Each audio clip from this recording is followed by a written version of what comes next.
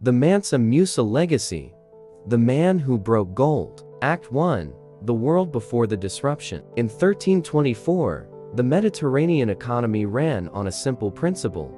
Gold was scarce, stable, and valuable. The metal's rarity created predictable exchange rates between Cairo and Venice, Constantinople, and Rhoda. Merchants could calculate profits months in advance because gold's value simply didn't fluctuate dramatically. This stability was foundational. Credit systems, long-distance trade, political alliances, all of it rested on the assumption that a dinar of gold in Cairo would buy roughly the same goods as a florin in Florence. Medieval Europe was emerging from centuries of precious metal shortage. The Islamic world carefully managed its gold supply through regulated mining and minting. Everyone understood the system. Everyone depended on it. Then a man nobody in the Mediterranean world had heard of decided to go on a pilgrimage. Act 2.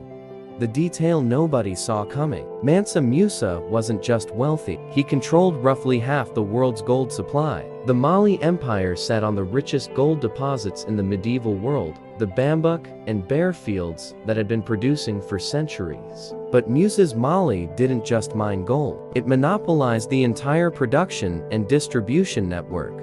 When Musa decided to make the Hajj to Mecca in 1324, he didn't travel light. The caravan included 60,000 people, 12,000 servants, 500 slaves, each carrying a 4-pound gold staff, 80 camels carrying between 50 and 300 pounds of gold dust each. Conservative modern estimates put the total gold at somewhere between 4 and 18 tons. Here's what Musa didn't understand. He was about to do to the Mediterranean economy what discovering the Americas would do 3 centuries later: flood the market with so much precious metal that the entire monetary system would collapse. But unlike the Spanish, who extracted wealth through conquest, Musa was going to break the economy through generosity. Act 3.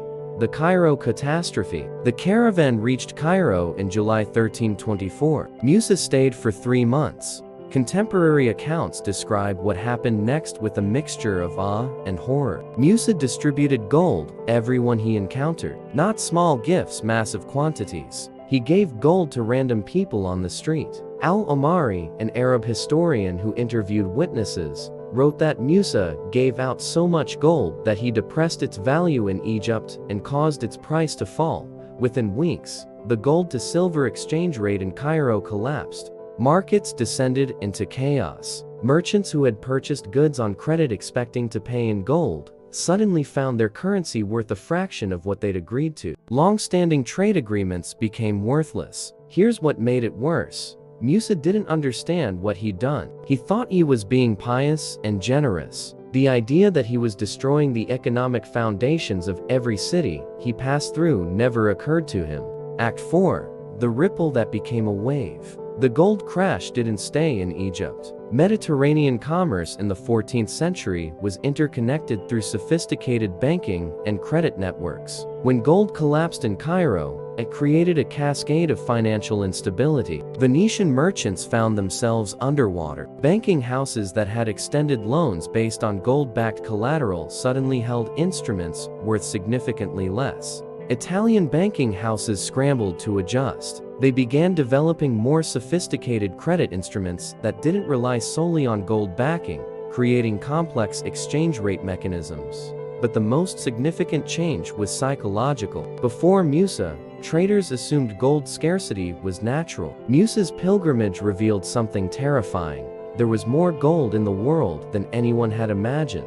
Act 5. The invisible becomes visible. In 1375, 50 years after Musa's pilgrimage, Abraham Cresques created the Catalan Atlas, the most important map of the medieval world. At the center of the African continent, Cresques drew a figure, a black king sitting on a throne, holding a gold nugget. The caption read, "This Negro lord is called Musa Mali, the richest and most noble king in all the land." This wasn't decoration, it was economic intelligence. European merchants studying this map understood immediately, if you wanted gold, the source was West Africa, and the route was through Mali. The trans-Saharan trade routes exploded. Timbuktu, Mali's northern trade hub, became one of the wealthiest cities in the medieval world. European and Middle Eastern merchants now competed fiercely for access. But here's the irony: the very visibility that made Mali economically important also exposed it. The knowledge of Mali's gold wealth eventually contributed to European colonial ambitions centuries later. In the short term, though,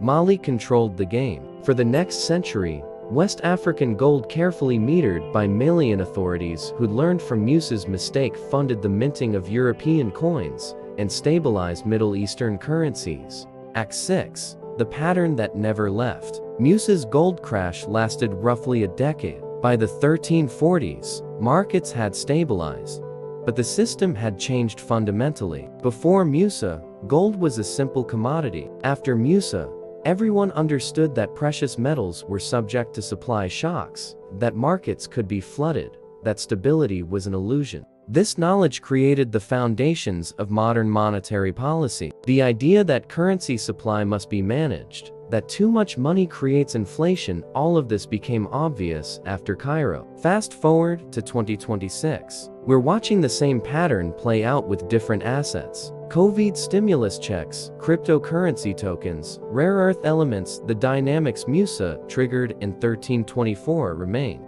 But there's a deeper lesson. The standard narrative places medieval economic power in Europe and the Middle East. The story of Musa reveals this is backwards. West Africa wasn't peripheral, it was central. Musa didn't break into the global economy. He was the global economy, and everyone else had to adjust to him. We focus on where wealth was spent, not where it originated.